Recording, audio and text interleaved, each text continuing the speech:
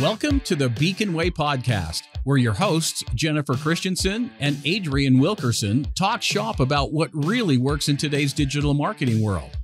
As the co-founders of Beacon Media and Marketing, Jennifer and Adrian have been a part of digital marketing since its early stages in the mid-2000s. Tune in as they shine light on what works and what doesn't in the ever-changing world of digital marketing for small businesses.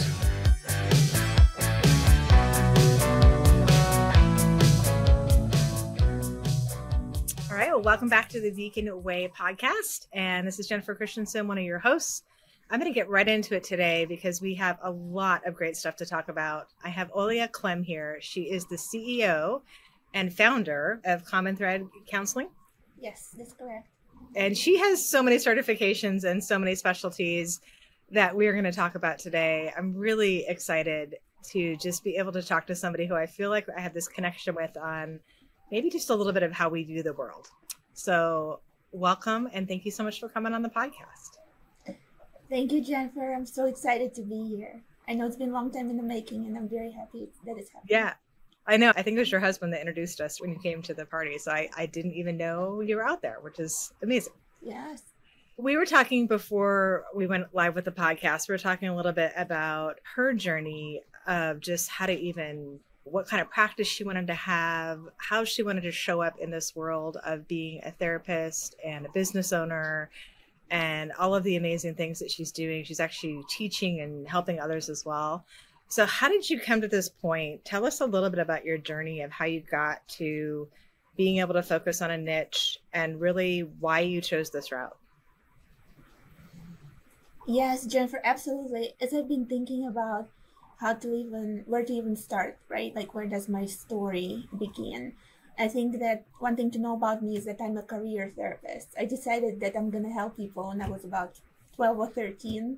Wow. And being a stubborn younger child, rebel, I never wavered, which is a curse and a blessing, right? So it brought me from Russia, where I'm from, at 17 years old, to the US. And all of my education from this point onward and everything I do is about helping people in the best possible way, right? And in that, what I found out is that I have this tremendous passion for helping people who live with a childhood trauma, for things that are impacting us from when we were little. And by trauma, subjective experience, right? Things that impact us that may or may not be impactful for other people, but for us, they are. And we carry them and we live them out in our everyday life. And when I discovered that in my training, I was in my early 20s. And since then, all of my educational effort and business effort and endeavors were around how can I be that catalyst and example of healing from things that happened to us growing up, that our society and our culture asks us to put at the back burner and cover up, and that tends to spill out into our lives, right? And so that led me eventually into the world of private practice and to the world of modalities that allow us to dig deeper and go to this visceral bone marrow level of healing that few people even know exists, few laymen, people who do not have access to this information yet. And that led me to the world of modalities like Brainspotting that I discovered about 5 years ago. And since then, I became, and I have no shame in this game to admit that, the crazy Brainspotting lady of Alaska. I think I love it. Been around me for longer than 15 minutes, right? You have heard the word Brainspotting. And it's just been such source of joy and healing and connection and transformation in my personal life, in my business career, and clinically. And so I am a Brainspotting consultant and co-trainer here in Alaska, alongside with being a therapist and a business owner as well. So those are the hats that I wear day to day. So I heard two things in that. One, I'm definitely going to use the bone marrow of healing, going all the way to the root. I love that analogy. But I heard something really stand out. So what I heard is your drive and passion, even when you were young, led you to basically being willing to do whatever it took in research and time and effort to focus on what is going to provide the most healing, what is going to provide the best results, that and you wanting to help people. It sounds like that's really been the drive, and brain spotting is the answer that you've come to. Is that correct? Yes, absolutely. And as you walk this journey, you understand there is different waves and layers of healing in people's lives that come, and there's value in each of them.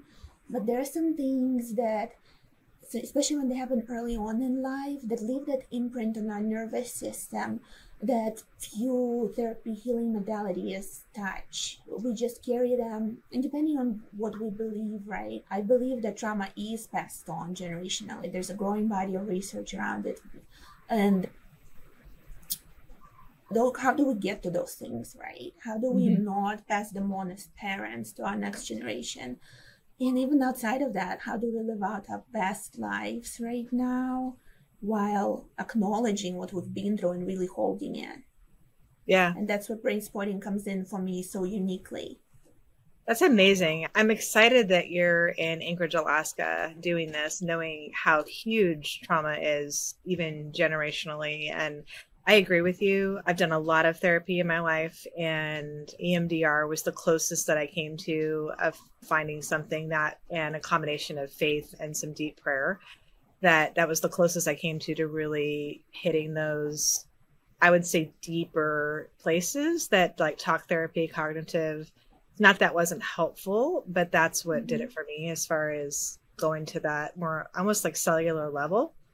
I'm not saying EMDR does that, but that's what it felt like. It felt like a little bit of a reset for me. So for those that don't know what brain spotting is, which I'm thinking most of the listeners may not even know what that is, how would you describe it? It sounds like it's something unique. Absolutely. Brainspotting is a healing modality that falls under the umbrella, in a way, of somatic therapies, right? We like to call it a physiological event that occurs during brain spotting with psychological consequences. Its modality is relatively young. It just celebrated 1-year anniversary. And it basically uses a few elements, one of the core one being eye positioning. So we know that eye contains a high amount of neurological tissue that communicates directly to the deeper layers of our nervous system. We know that from previous discoveries with EMDR and things like this. And brainspotting was discovered in a therapy room where eye positioning provided that kind of profound healing release for a client of the founder and explorer and kind of the person who coined it, Dr. David Grant. And it uses eye positioning alongside with deep neurological attunement from a therapist to really use that eye positioning as a superhighway, as a kind of keyhole into that place that we hold that trauma in our nervous system. Wow. And I think that what makes it stand apart for me, being trained in other modalities that kind of go from this bottom-up approach, is the healing is given back to the client, right? We talk a lot in the therapy room about that you are in charge of your healing, right? But ultimately we hold on to that position as an expert, that the healing really comes from our pearls of wisdom and our intervention. With brainspotting, the source of healing is client's nervous system, the direct source of where the insights, the somatic shifts, the results come from. And for people who've lived through trauma, Jennifer, it's such a gift, right? For all of us who control has been taken away from us, to give that power and control back. It is that sacred moment, right? It is that God's moment where you're in the presence of something so much bigger than you. You can surrender your ego and let the people do what they're meant, created to do, which is to heal. So anyway, you can tell Jennifer I'm very passionate about brain. No, I love it. I love it. I think the passion is wonderful. So we were talking before the podcast. Let's switch to business hat a little bit. So we were talking about, we work with a lot of different mental health clients, some solo practitioners that are growing. Most of them are multi-location, but it's all the question around being willing to niche or to focus on maybe a specialty is scary for a lot of people that we've talked to in the field. But when we've had clients do it, it is so successful.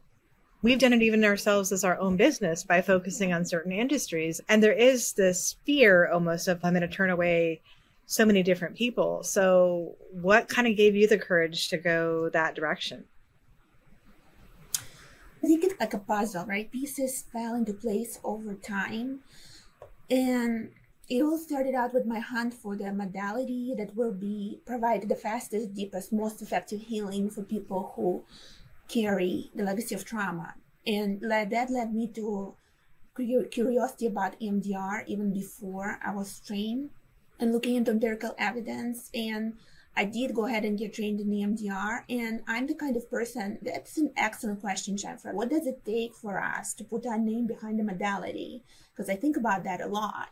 And the answer for me is experiencing the results. So both of the modalities that shaped me throughout the years, EMDR and now Brainspotting, they call, you go to training, you don't just sit, take notes, you do the work, right? And when I go somewhere, I don't half-ass things, right? I show up as my whole self. I throw myself in. So I showed up in those trainings and I let myself experience that. Because to me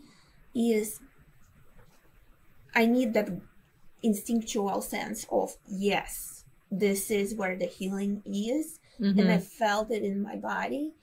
And this way I can authentically show up and say, even when I've had zero client experiences, I can say I've tried something that I've seen those results and I felt them. I gained to try them with me. And then that exponentially grows into clients buying your experience, your growth in this modality, right? And so it's really embodying it, giving it a chance in you to produce the results for me.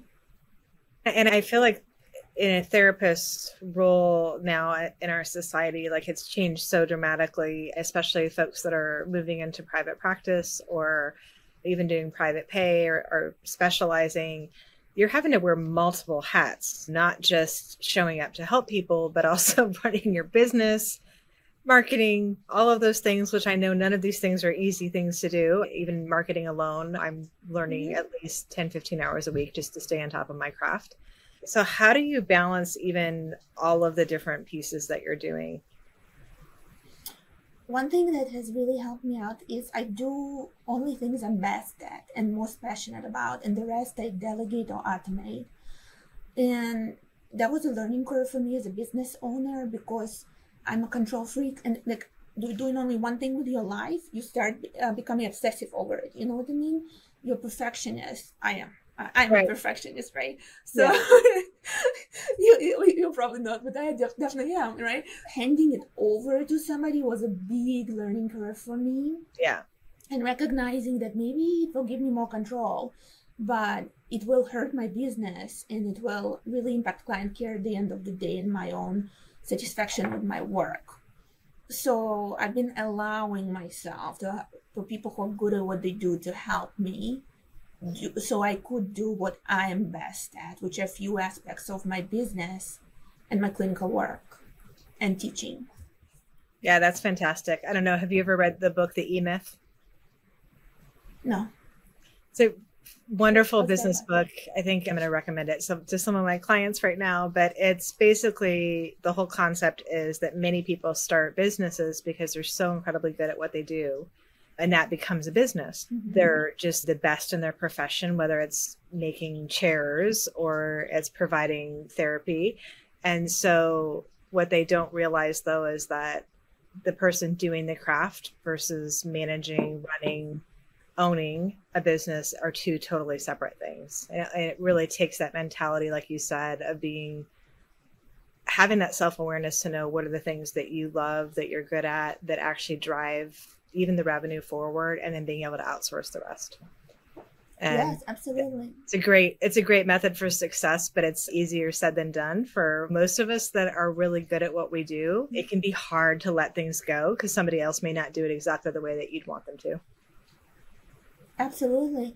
And I think what the blind spot for a lot of mental health practitioners is that we don't even know what needs to be done. You know what I mean? I've before opening my private practice, and I put together a business plan, a marketing plan. Like, I'm still going sometimes to like Google to be like, oh, what are some aspects of business operations? Because I don't have that background, right? To even know what to delegate and allowing yourself to even really lean into business ownership, and that it's not just like a gig or a structure around what I do. It is, but it is so much more than this. It's a thing, running a business, right? It's his own thing for sure. Yeah. It's a thing, right? Yeah. And letting it be a thing, right? It's its own learning curve. So tell me about the coaching, the consulting, the training, and that aspect of what you do. What does that look like? How often do you do it? How did you get into even adding that to your repertoire too? So there are two layers to it, right? When I first opened up private practice, I was amazed by how doable it is, right? And how empowering it is. So I immediately started consulting people on, hey, here's what I've done and what helped me. So I built in private practice consulting from the get-go into my private practice journey. And with that, I think that led me to, some people are not cut out for owning, or they don't want to own a business, but they want to experience private practice. And that's where my group practice came to be, where you don't, if you want to earn living as a private practice owner, great. I would love to help you with that. And if you don't, there is still that place for you in private practice where you don't have to worry that much about business ownership and focus on what you do well while still enjoying the freedom of being there, a part of common thread counseling. So that's where my group practice comes from. And clinicians are seen and valued and are able to do the deeper healing while showing up authentically and practicing from a place of self-respect and deeper connection with themselves and their clients than they would have an opportunity in the community mental health, right? So that's one piece of what I do and what I love, supporting clinicians now as a business owner. And then another one is, after becoming a Brainspotting Certified Practitioner, I got an opportunity to become a consultant and co-trainer in Brainspotting and bring it to Alaska, which is, I've been doing it for 4 years. It's such a strike of luck that we have such cutting edge modality at the fingertips of clinicians here in the state. And I'm just on fire about bringing it to the agencies, to every part of Alaska, so that people have that opportunity, because people who live through trauma every day carrying it without those places being healed is long enough. And a lot of us have been carrying it for years, for generations. The time is now for me to act as that catalyst of bringing it here. So that's what I'm passionate about as a trainer and consultant, supporting clinicians across the state, bringing it to their therapy room. Is that how that works with Brainspotting then? Is it similar to EMDR, where once they get the training and they have all that, they can bring it into their practices? Absolutely. In fact, the certification and training process is much more straightforward as opposed to EMDR. The time to get trained and certified is actually right now, because the amount of requirements is exponentially less, and the amount of support here in the state, where we have people on the ground here, a growing community of clinicians, consultants, and several trainers and co-trainers, right, to supporting people who practice locally. So I feel like that makes us uniquely equipped to offer something to clinicians other modalities can't necessarily right now. I love that. So in your perfect world, 5 years from now, would there be this offered like at Southcentral Foundation and the larger practices? Do you see this even being useful like in behavioral health and those things as well? Absolutely. Funny that you say that. I worked for Southcentral Foundation for 8 years, and I've been in communication with their managers. One-ended communication, but communication nonetheless, right? Yeah. The last 2 or 3 years, being very intentional and passionate about bringing it there. We have connections with the Anchorage Community Mental Health, we're in conversations with Kenai Peninsula community health organizations to bring it over there. So absolutely, I would love to support community agencies in bringing it to their clients and to their clinicians. And one thing to note about Brainspotting is that it's extremely healing for the practitioners as well. Because of the nature of it, there is an implicit co-regulation piece that allows us as clinicians to really prevent burnout, to take care of ourselves as we do this work, which is in trauma care a major issue. So that's nothing worth mentioning. Yeah, that's an amazing benefit. When I look at how many therapists experience their own burnout, that is one of my biggest concerns, even in working with so many different amazing people in mental health. They're getting so burned out. The need is so high. And I would just imagine it's really important for anyone in that profession in particular to also take care of yourselves. Absolutely. And I get it. Being a career therapist, I don't have a plan B. I literally don't know how to do much else. So for me, burnout is not an option. So finding a modality like Brainspotting that can help us take care of ourselves so we can do what we love for decades to come. What a gift it is to pass it along to somebody. Yeah, that's beautiful. So as we wrap up, I am curious, what are the barriers to having this be more accessible in more places? Do you have resistance? Is it just the time to learn something new? Or what do you hear as like the concerns are and more people bringing this onto their practice? It's similar barriers that all of the reprocessing modalities and any kind of therapy modalities are dealing with in today's world. A lot of it comes down to accumulating empirical research and evidence, and Brainspotting being very clinically driven and discovered. It's still accumulating a lot of empirical evidence and evidence-based research, and a lot of larger bodies of accreditation or larger bodies that provide therapies here in Alaska. They rely largely on therapies that have been around for 30 to 40 years, right? And that's valid, right? There are reasons behind that. And it hinders the access to tremendously valuable trauma care in our communities.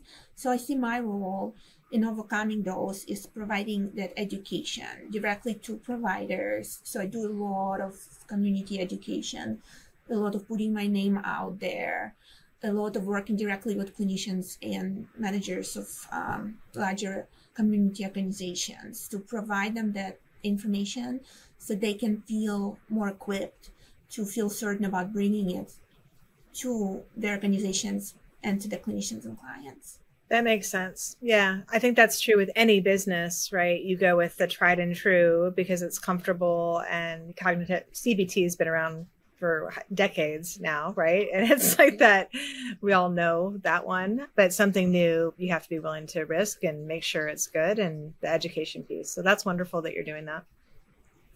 Thank you, Jennifer. I love what I do. I get to live out my childhood dream every day. How bad can it be, right? Yeah, love it. Thank you so much for sharing your story. I guess one last thing, you said you came from Russia to America. I feel like I jumped over that. Was that with your parents? What age did you come?